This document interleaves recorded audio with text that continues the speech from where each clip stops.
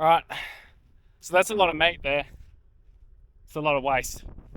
But the other thing people have been asking me about is why don't you chase them in the vehicle?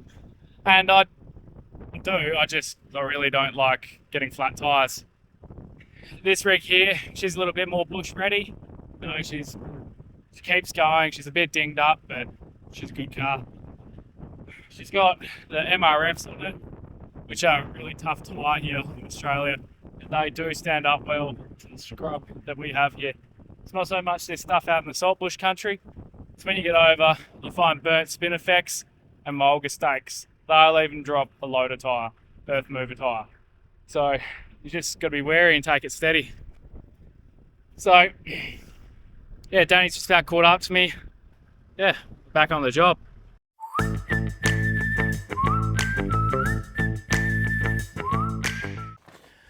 All right, so I've just pulled up here at the site. I'll just give you a quick rundown of what we're doing. Danny's about 5 minutes away, just making his way through. So what this was is a exploration drill site. What they were looking for was for potash. They're looking for potash. Now the potash mine to our south, that shut down recently, which is a bit disappointing. And this never went further than these 5 test holes. So this was pushed up with a bulldozer, cleared the site. You can see the spoil there from as they were taking the samples in, every 3 meters or whatever length they were doing it at. And then they had it so any water would run off into a controlled space.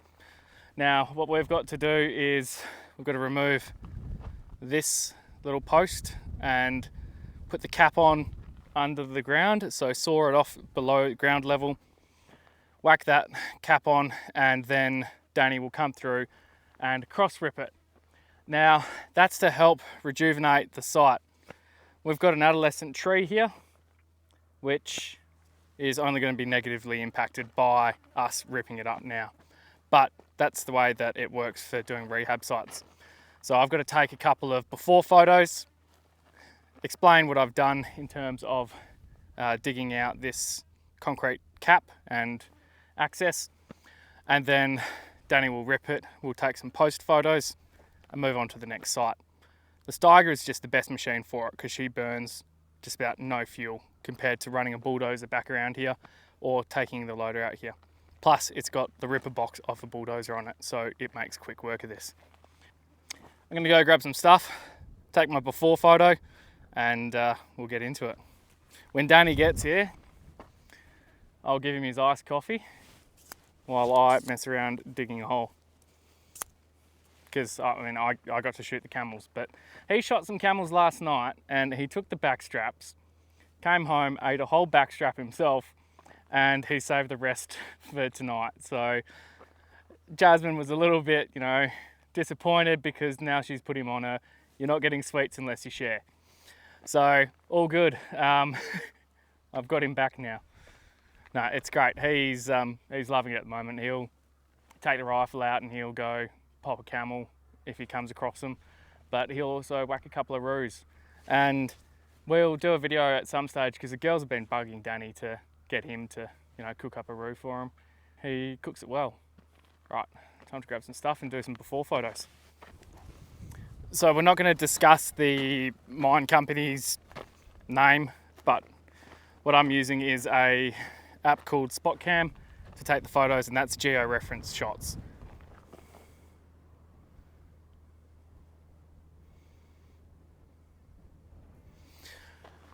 All right, Danny's going to be a minute and then he's up here. So what I'll do is I'll just shut down and I'll go get my gear and then I'll get Danny onto it. Danny's happily got his iced coffee. I didn't tell him until he got here that he was going to have an iced coffee. Just kept it a secret, one of those nice little surprises. So what we've got to do, Danny, is this little cap needs to get put on the pipe underneath this, and we've got to take this out. So I've got to get the recip saw and I'll dig this out here, cut him off underneath, and the concrete we need to take away cut the pipe underneath the ground level, and then you run your rippers over the top.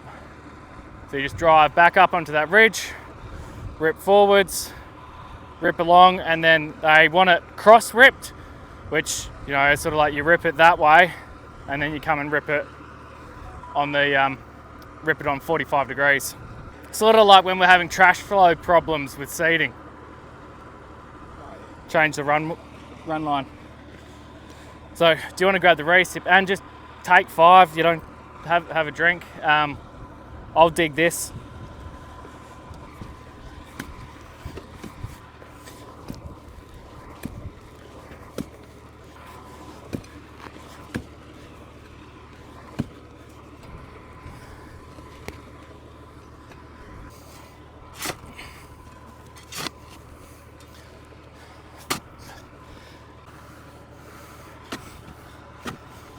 Yep. Cheers.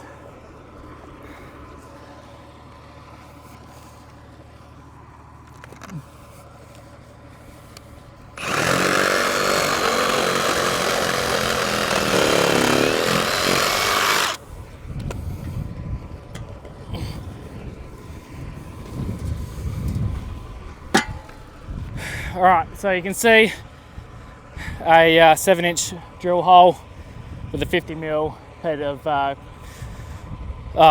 bore casing in it. So what we have to do is we have to dig this 300mm down. So from our surface level, put the cap on it, like saw it off and put the cap on it. So how's your iced coffee? You done? Yeah, done. I reckon Danny's gonna do this bit of digging.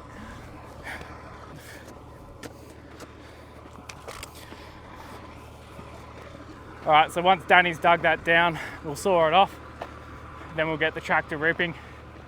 Time on site isn't a lot, but it's the transport, really, that's doing it. All right, I'll leave the camera for now so she doesn't overheat. All right, so Danny's done all the digging and he didn't get a bung arrow, so he's a little disappointed. So we've gone down, he's overachieved, he's done a bloody good job. He's 400mm down, and so we're just gonna zip him off down there, put the cap on, and he's gonna get ripping.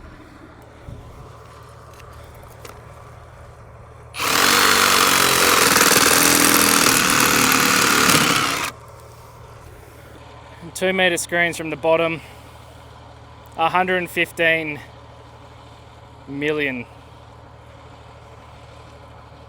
No, CAC 001. So that's one site, the first site, which is clear. So we're going to pick up this rubbish. Danny's going to get ripping. We'll put the shovels away and have a ripper of a time.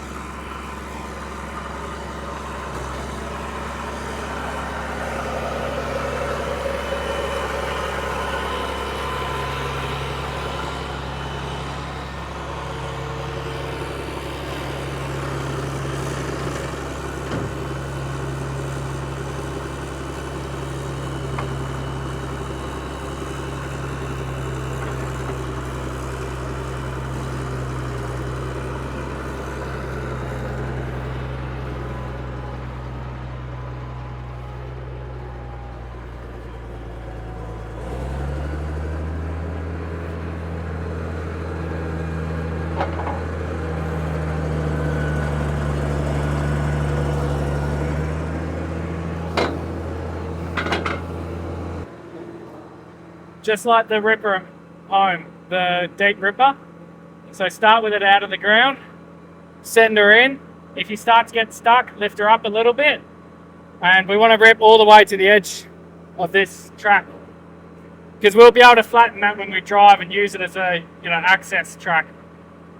So yeah, but that's good. Just rip the whole pad, man. We're away.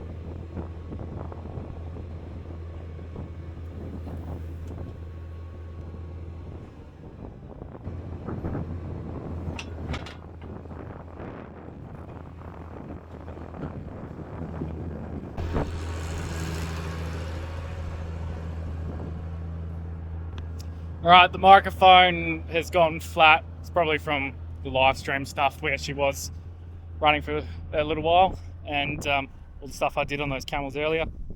So we haven't lost anything, so we're all right. And Danny's just about finished up here. He's done the cross ripping. You can see that it's now nice and loose soil here. It's not very packed in. So he's going to be about another 20 minutes. I've taken the photos for the rehab work. That little mound there is likely to end up growing some decent trees on it, because that'll work like a wicking bed and we'll pull some extra moisture up into it. So yeah, we've gone pretty well. It's about an hour on site.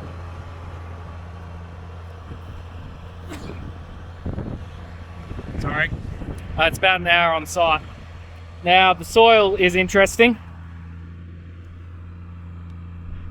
You know, typically around here we have a bit of a gypsum basin in our lake here, and this seems quite light, a little bit like a kaolinite clay. So it's sort of stuff that, you know, when you're working your tracks, they suddenly go very quiet because they're dry lubed.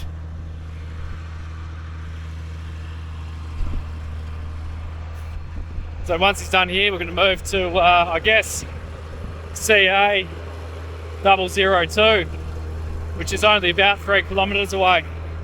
So I'll be able to get there, start digging up the site, and Danny will just carry on and he'll meet me there. So some sites take a lot less effort and a lot less work to tidy up than others. This one here, which looks like, well, I'm just guessing, we'll check it. It's got to be number 2 because it's the second one that they drilled. So let's have a look-see.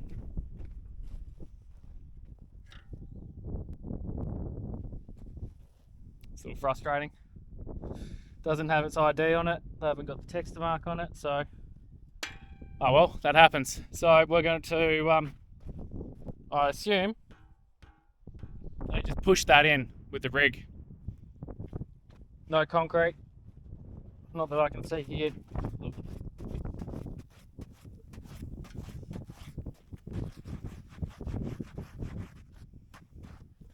No, some guy actually packed a mattock and a shovel on the ute, so he might be able to grab that.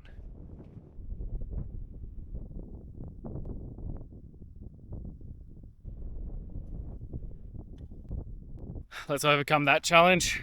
But I'm going to just smash it out. I'm going to get that thing down underground, have this site ready for Danny, just so we can get moving on to the next spot. Okay, so here's Danny coming in the Steiger. He's going to make some pretty quick work of this one.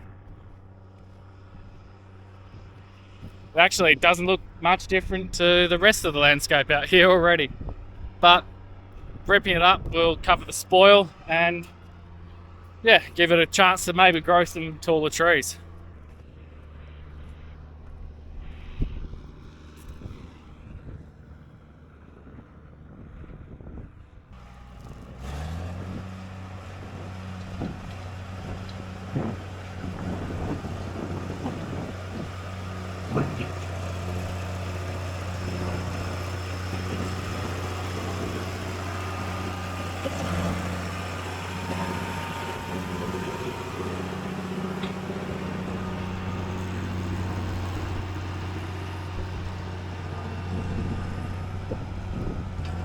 Looks like Danny's just about wrapped up here.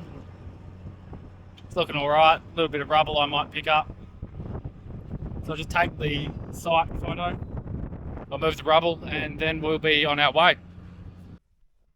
Big bull and the 2. 2 cows? Yeah. Little ones or big ones? 2 little ones. Right. So we're here at Wharton's and we've just pulled up because the next job's like an hour out from here, or half an hour. And Danny asked me why I didn't shoot the camels back there. I didn't see them. And it's one of those things that we call the second car advantage. And we usually get it when you're shooting dogs or anything. The first one makes a noise and the animals get curious and then they wander on in. So on our way home now, we might come across another 3 camels, which means more steak. Right, we're gonna slip on and hopefully get some more steaks. All right, folks, it is your lucky day. We've got 3 more camels, and Danny is right. I can't see the other ones, but I've got one of them at the moment. So I'm just gonna flick the cam on and we'll get in there and get stuck into them ASAP. Yeah, they're very patient camels. They're just like, yeah, no, guys, you're right. Get your camera set up. We know that, you know, everyone wants to see this. So keeping the magazines in the hat there, in the beanie. Where's he gone? Right. Gone right?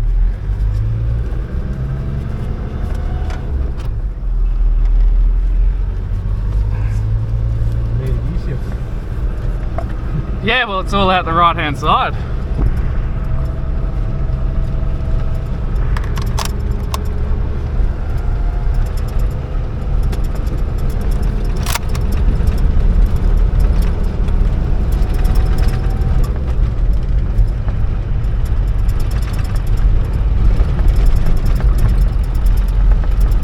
That's him? That's one there. That one there. Yeah, under the tree, that's the bull. Yeah.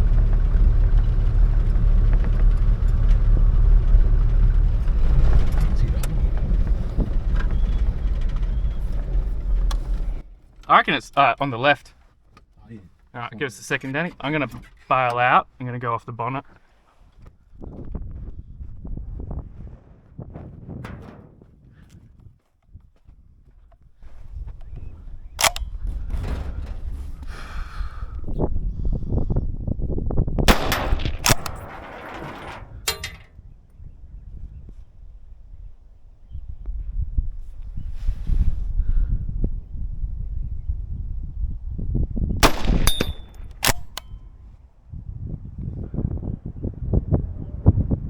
Go down.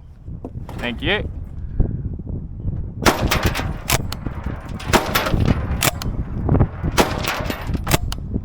Now get out.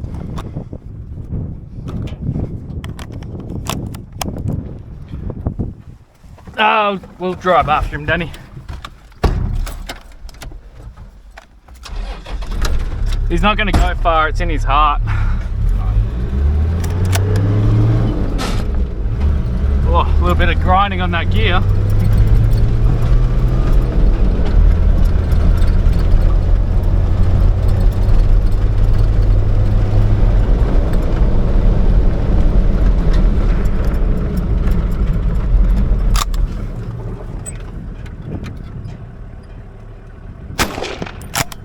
He's down. Right, let's get the knives.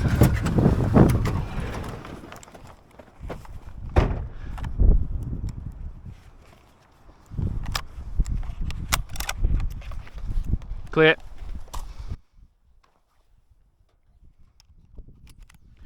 Which one do you want? The one under the tree was the cleanest shot.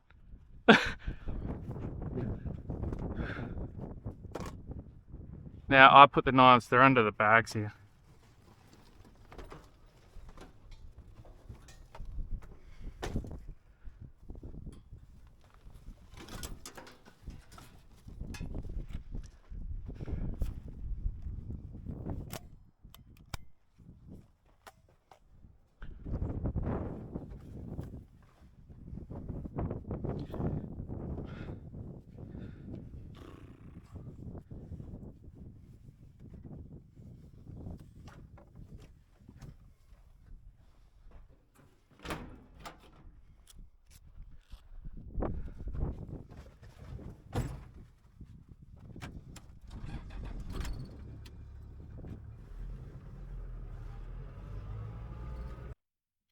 Now, one of the complaints in the speed line often is that it doesn't group very well.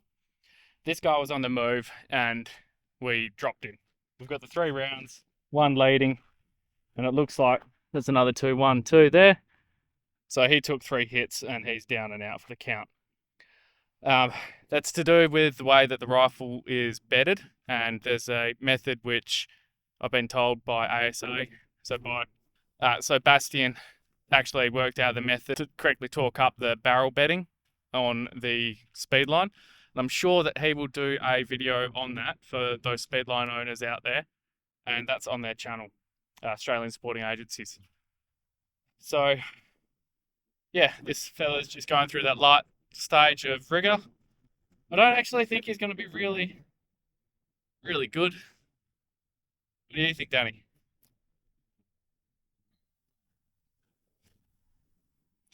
Now, we prefer not to eat the old bulls, but they yield really high weight. So these guys are the dark, dense meat.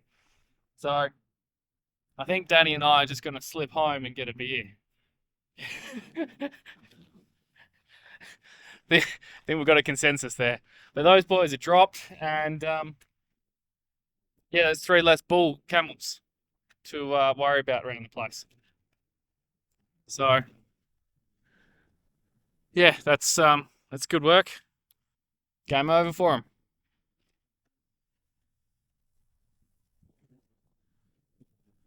Right. Good. Sweet. We're going to slip home. That pretty much should call it a day for us.